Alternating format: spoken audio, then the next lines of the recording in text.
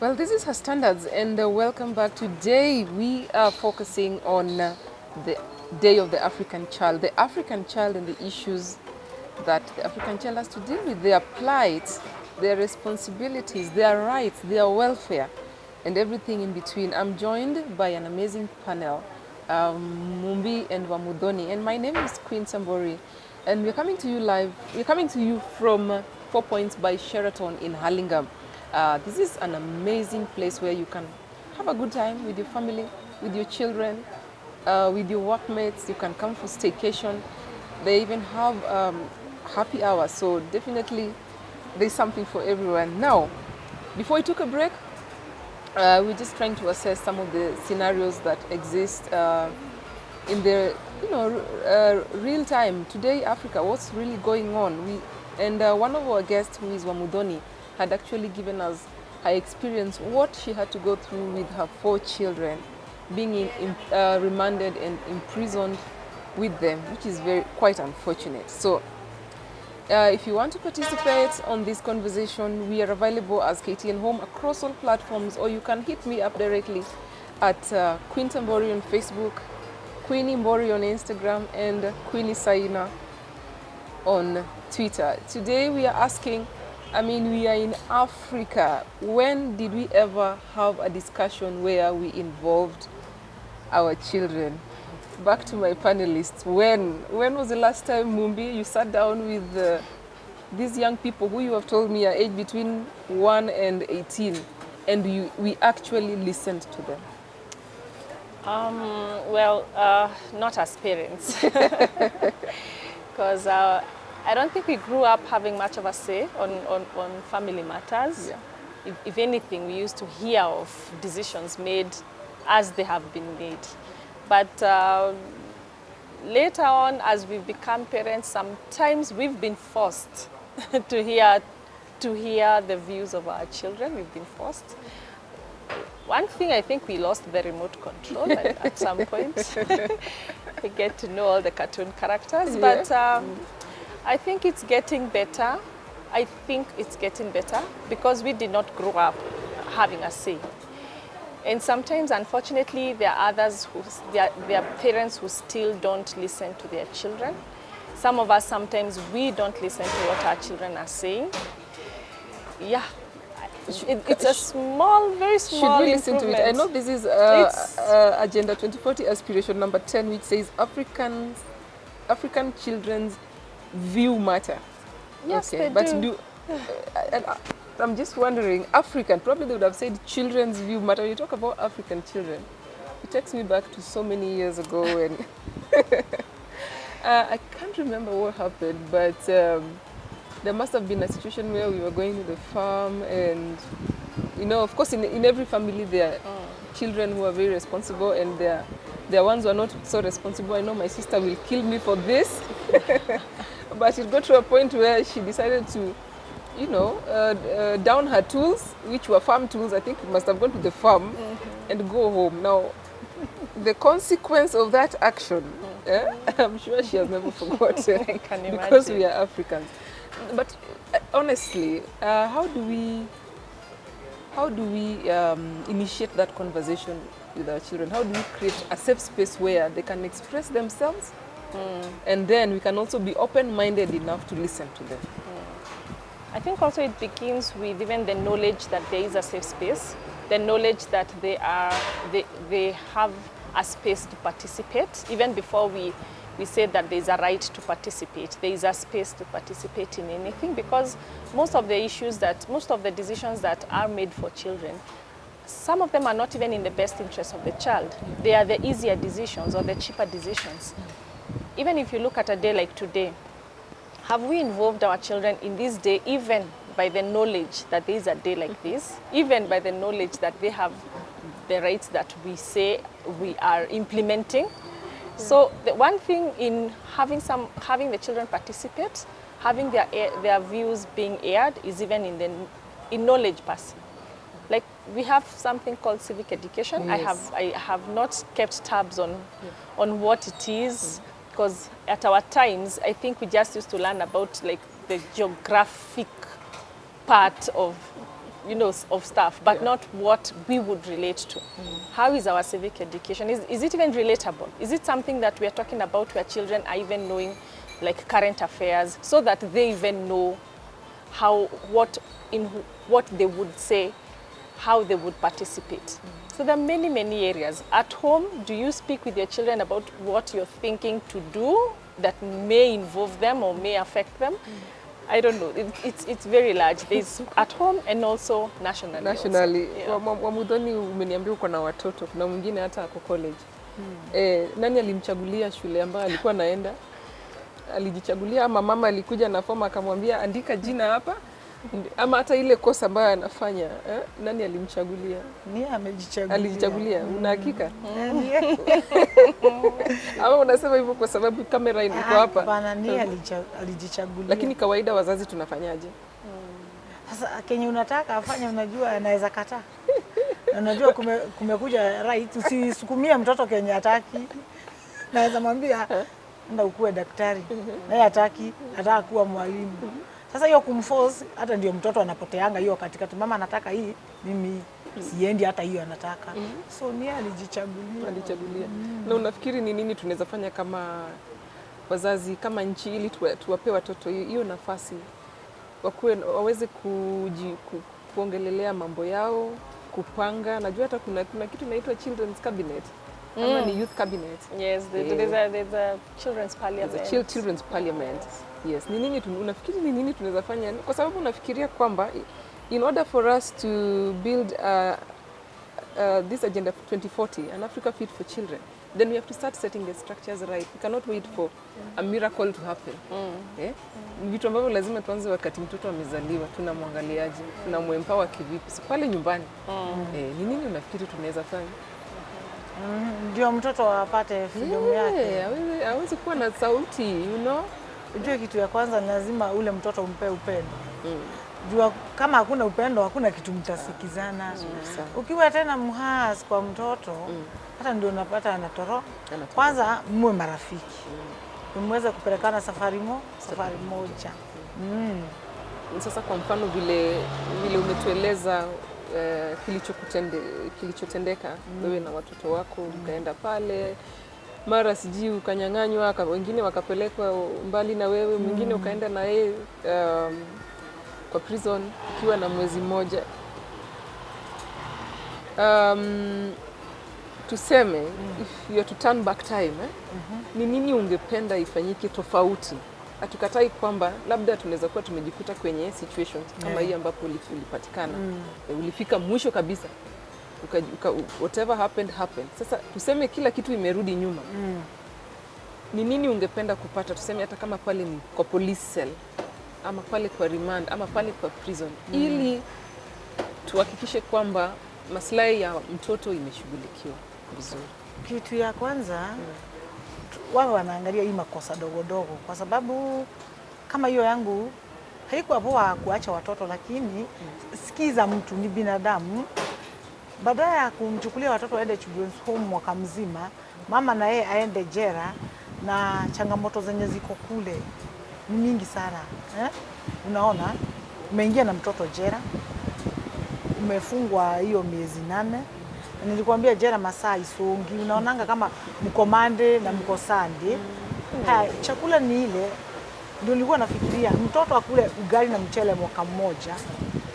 Chakula yenye yes, boga ni zile, lakini tofauti ni kukatakatwa, haina mafuta, haina vitunguu.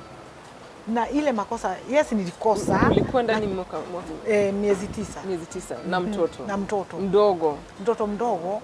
Wewe mama, wewe unakula chakula kimoja.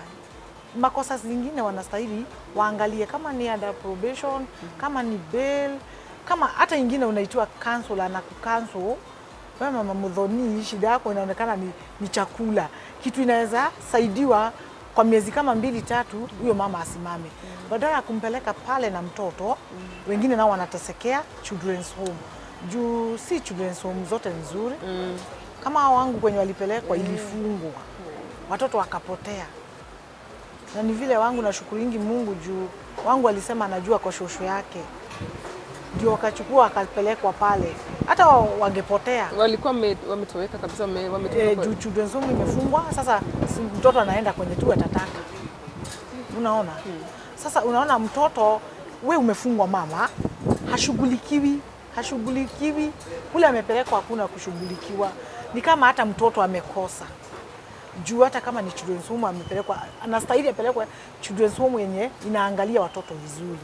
Si kuenda juu mamako ni mfungwa, hata wewe utakaa kama mfungwa. Unaona? Haya, kama ni kule jela, watoto wetu unaamka saa 10 ndio muoge, saa 11 upigwe hesabu ya jela, ule mtoto umpeleke naitwa nasali kule. Mwenye umepelekea mtoto wako saa 12 umemwamsha mtoto, hajatosheka na kulala. Umempelekea mfungwa mwenzako akuangalilie mtoto. Na ukumbuke ule mfungwa yeye ameacha mtoto wake huku raia, tunakuitanga raia. Wake hajui kama anatangatanga ama ako wapi. Unaona? Mtoto hajakosea. Nilisema kitambo mtoto hajakosea. Ni mama amakosea. Kwa hivyo mtoto anastahili achukuliwe mtoto. Mwenye anamwangalia si mfungwa. Juu wewe umemwacha saa 12 umeenda kwenye umerushwa kazi. Kama mimi nilikuwa nashinda jikoni. So utaenda tu saa 7 kuchukua ule mtoto ndio umuonyeshe. Na ni mdogo, ni mchanga. Hajabadilishwa. Hutaenda kukelelesha huyu mfungwa. Juu hata yeye ako na stress zake. Juu anaangalia watoto kama 50. Na ukumbuke pale halipwi. Ingekuwa analipwa angekuwa anaangalia vizuri. So mtoto anastahili. Siku ya leo tunasherehekea juu ya mtoto wa Kiafrika. Hata ule ako prison ni mtoto wa Kiafrika. Na mtoto hajakosea hata. Kwa hivyo anastahili aangaliwe. Hata wanastahili wajengewe mahali kwao. Pale ndani tunafungwa wamama kama 50, watoto 150. Hiyo seli imebeba watu 100. Vitu zenye mnatumia, besheni mnashare. Unaenda kwa bafu, mtoto naye anataka kuingia kwa choo na ni mtoto wa miaka 4-3. Unaona hizo vitu. Mama mwingine stress zake anaongea vibaya. Huyu mtoto utamharibu akili zake. Na sasa akiharibikia hapo utaweza kumtengeneza. Mtoto angaliwe. Mtoto ambaye yuko kwa jela bado ni mtoto wa Afrika. I think that's a really important point, Mumbi. Speaking to the Agenda 2040 aspirations, number 8, which directly touches on what Wamudhoni went through, says that children need to benefit from a child-sensitive criminal justice system. Do you think we have done enough as a country to ensure that the rights of children who are imprisoned with their parents are well taken care of? If children are still undergoing that. Just one small thing I'd say is that the fact that the mother can be accompanied by the child is a plus in the bonding part, just on the bonding part, that at that age, the child, even if you're under a bridge, it would be good that you're with your mom. But now that the child is here, and especially at that age, the founding years, the years when brain development is happening at its peak, and unfortunately, it is influenced by the environment. Now that the child is here, what environment is this that we have? How enabling is the environment for the child to reach its milestones? What I would say, you've asked, have we done enough? Have we done enough? We've opened, the prisons have opened their doors. With the prison reforms, with Mudi Awori, the prison doors now are open to various stakeholders, and that is a plus. Because with the prison's doors open, that is even them saying, we cannot do this alone. We need help. Let's do it together, because again, it takes a village. With the prison doors open, we thank the Kenya Prison Service that it's opened its doors to partners. Interventions, programs are able to reach the children accompanying their mothers to prison. Or even the creation awareness, now that we know. We don't have to wait until someone leaves prison to come and say how it has been. Now we can see for ourselves, we can go and see the conditions in which the children are staying. Needs assessments can be done, what can be done, what programs, what interventions can be done. So the fact that the doors are open, that's a plus. Also, we have beautiful policies. The implementation part is what is a big deal. The policies read they're good because they say that a woman may be accompanied by the child, and also the facilities should enable for the child's developmental needs. At least it is there in law, but the implementation part, and also things like budget allocation. How are we? We've just read the budget. If we were actually like looking at the budget like physically, and how many coins have been set aside for the children? You know, there are those that are in piles of notes, there are those that are in coins. Why? To what end? What is the objective? And especially since this is the future Kenya.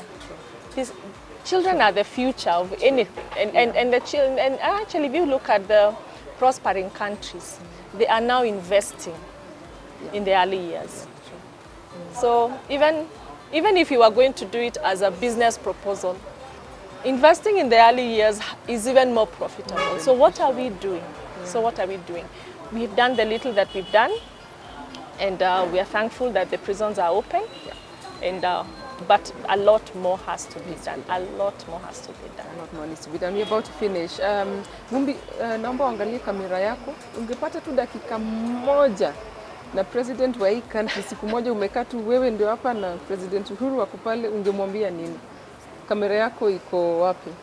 Ndio ile pale.